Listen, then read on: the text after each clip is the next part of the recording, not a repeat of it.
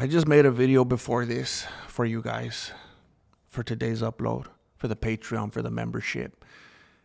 And I felt like I was rambling way too much. And I understand that the format of these, they are definitely a stream of consciousness type of format. It's just, I mean, by the template, by default, it is rambling. It could be nothing other than rambling. It's not scripted. It's not structured.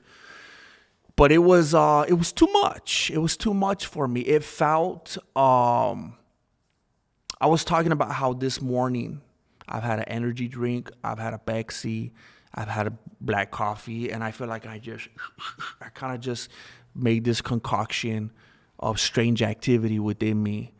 And I feel like it just really had me running all over the place. And I don't know how entertaining it could have been to sit there and get through that disaster. So I kind of just want to come into this one a little bit more with my thoughts gathered, a little bit more with knowing from the start what direction I wanted to go in. And that direction is Paige VanZant, which is strange, right? Why the heck would I be talking about Paige VanZant right now?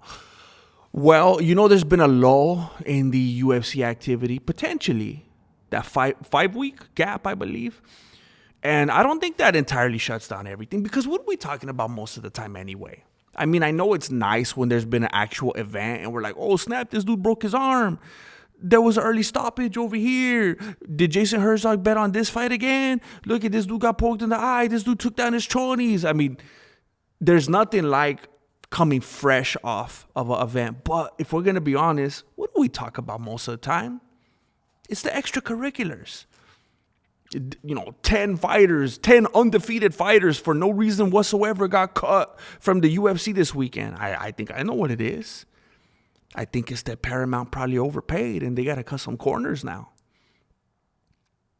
Conor McGregor got some new shoes. Israel Adesanya is no longer beefing with a dude that he fought like 4 years ago and has lost like 4 in a row since then. It's a lot of the extras that we find ourselves talking about. Ilia Tapuera spotted at a Dave & Buster's in Spain. Still not heartbroken. Has given 3 more interviews since this news broke.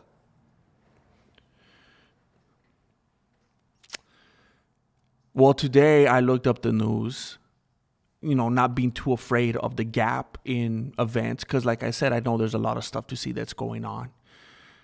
And one of the things that I saw when I Googled UFC was Paige VanZant. And it wasn't even MMA. I could understand. I could wrap my beanie around it if it was MMA. Because it's like, okay, she's been in the MMA sphere. She was in whatever promotion. Was she in Invicta? I don't know. She must have been. She was in something before she came to UFC. And then, then she was slapping. And then she was clapping. And then she's Dancing with the Stars. She's in OnlyFans and this and that. And that would make sense, I guess. But I searched UFC. And Paige VanZant came up. And that's not by accident.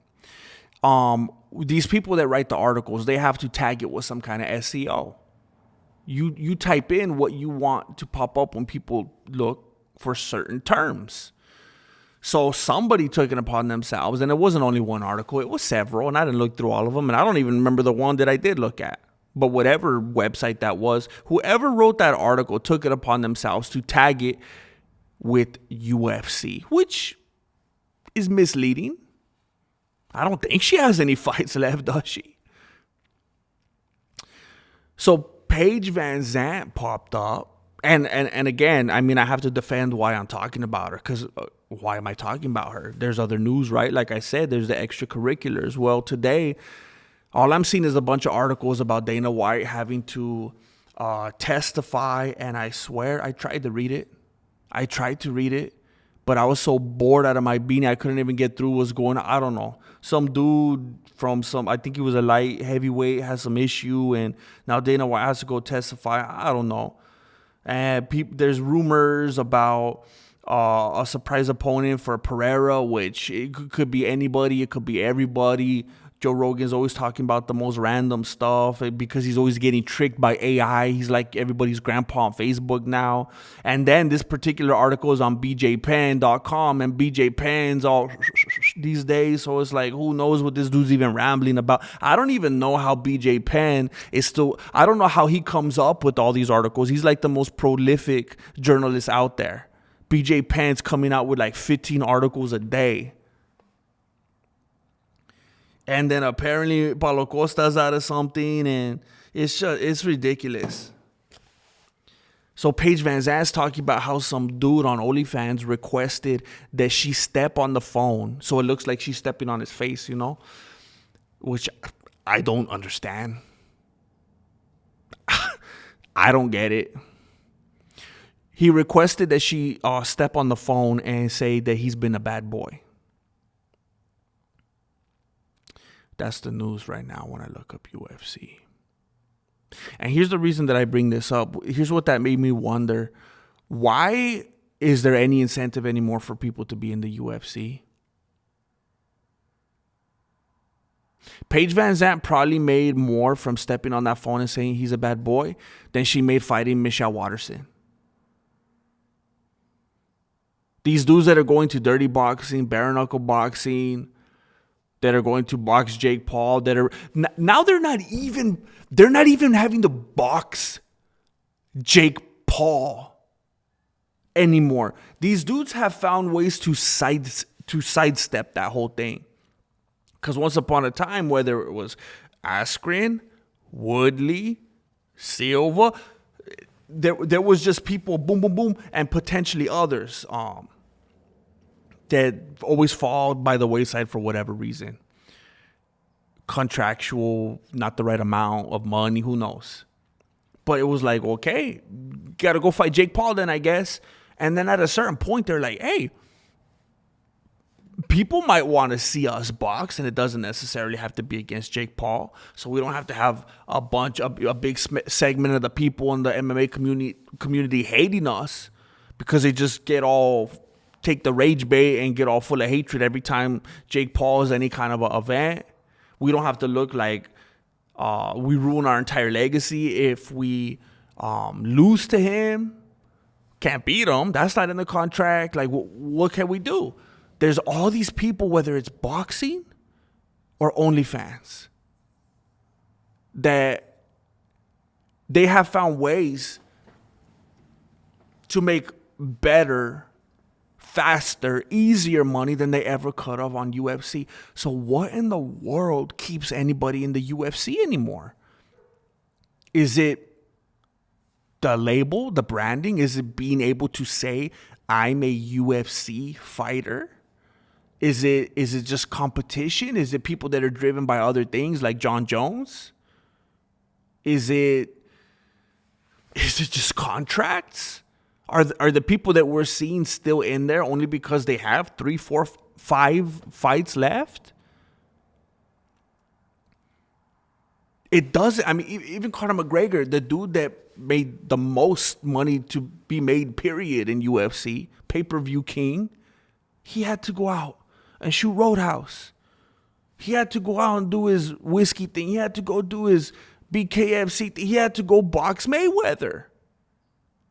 Even when he was at the top, when he was the pinnacle, when he was the Elvis Presley of the UFC, he was the Michael Jackson of the UFC. He was like he's the that's disrespectful. Let's not go there.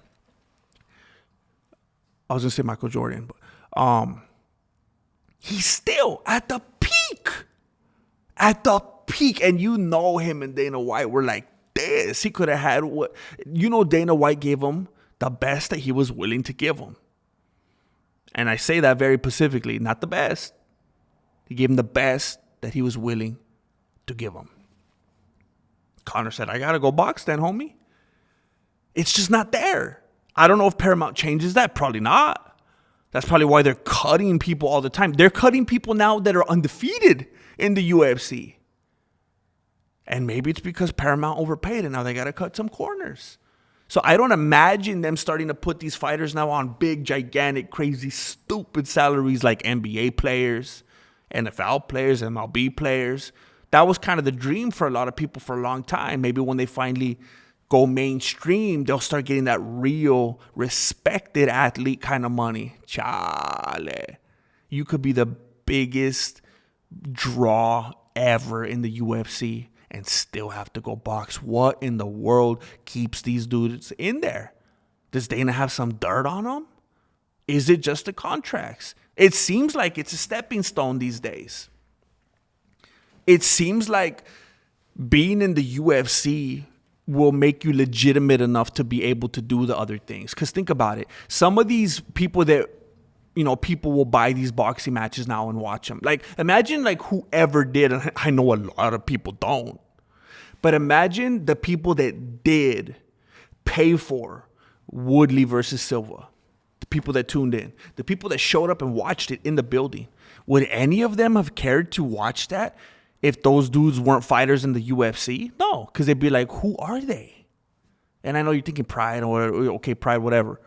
Pride morphed into still, maybe the Puritans, like the OGs in here would be like, yeah, I'd watch Silva from Pride, but let's be real. 99.9% of the people will be like, oh yeah, I remember my uncle, he used to talk about Pride, but anyway, what's Pride? I watch UFC. Like, it's days gone by kind of thing, unfortunately. It's a stepping stone, UFC. Who would have watched Ferguson versus the other dude that I don't even remember his name if Ferguson wasn't in UFC?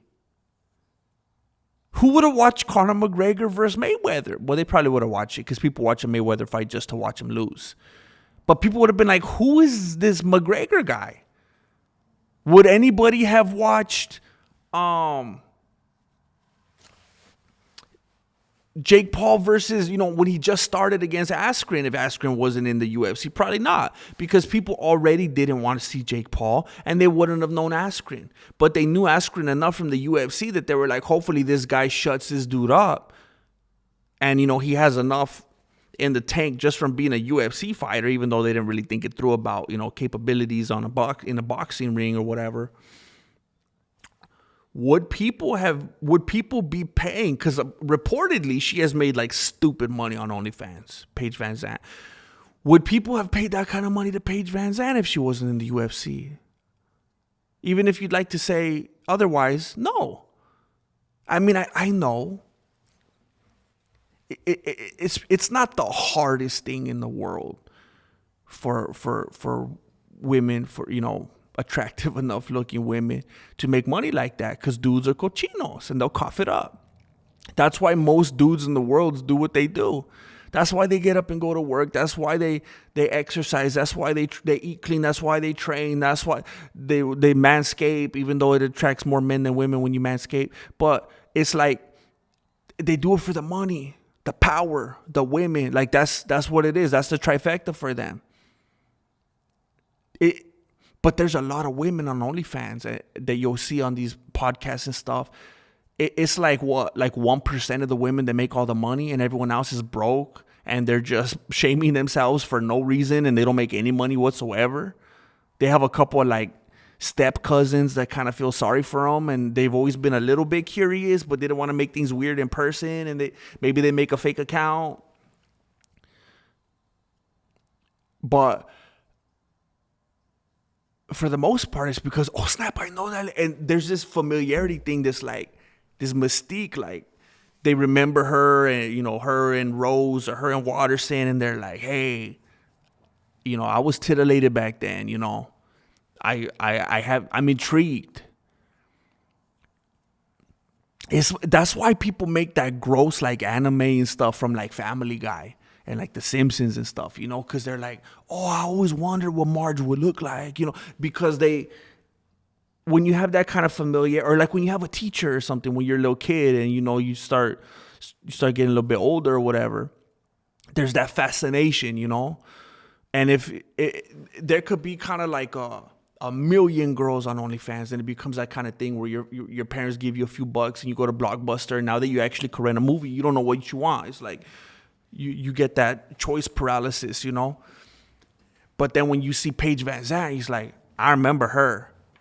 There's already that built-in connection, you know? I guess what I'm saying is all the UFC fighters should just go to OnlyFans. Is that what I'm saying? What I'm saying is I don't understand what could convince a person to stay in the UFC any longer, because they could go from there, from that stepping stone, to BKFC, dirty boxing, PFL. Look at Francis Ngannou, PFL, slap fighting, clap fighting. They could go to Playboy, apparently. They could go to OnlyFans. They could go fight Jake Paul. And they're going to make money like in every other avenue, it seems, than in the UFC. It just seems like the only thing that keeps them there is the name. But even then, what's in the name? What's in the name? Because if you could get paid better everywhere else, it's like, man, they like totally manipulated you and peer pressured you and just made you think that somehow, some way, this is the best of the best, even though you're going to struggle and you're not going to get paid. How does that make any sense? It's crazy. They've brainwashed fighters into thinking this is the place to be. This is where it's at. This is where you want to be. Oh, you're not going to get paid as much, but it's not about that. That's not what you're seeking, right? You're not seeking the money, right? That's crazy. You know who seeks money? Journeyman. That's not you, right? You want to be a champion. You're chasing legacy. You want to be the best of the best. You want to fight the best so that when you win, you know you're the best. We don't pay you the best, but that doesn't matter, right? And yeah, I want to be the best. It's like, I guess you get those guys. It just doesn't make sense anymore. There's so many places after the UFC where you can make even more money. And the unfortunate thing is some people wait till too long. Like Tony Ferguson. It was a little bit too long. Imagine if he did it even earlier. They got to start doing it sooner, I guess.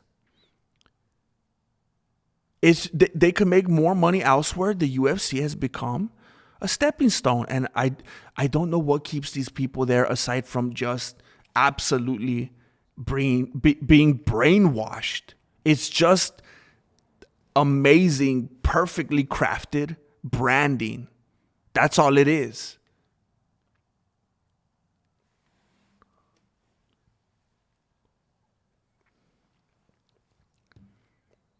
I don't know if there's any way. I mean, what would PFL have to do? Like, what is it about UFC? Is it Dana White? Because everybody claims to hate Dana White. Is it Dana White? Is he the Vince McMahon of MMA? I think we know yes, but why? What would someone like the PFL have to do to do their own version of what Dana White has accomplished? Like, what's missing? If you watch a PFL event and you watch a UFC event, what is the difference? Could you jot down 5 things or whatever? What is the difference?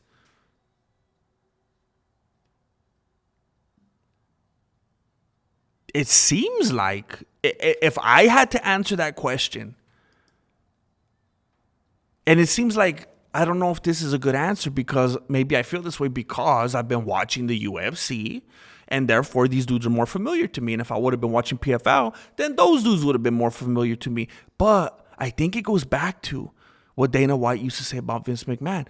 In order to have a thriving, big, entertaining company that people get behind and support, you have to be able to create superstars. And I think that's what makes the UFC different. It has superstars.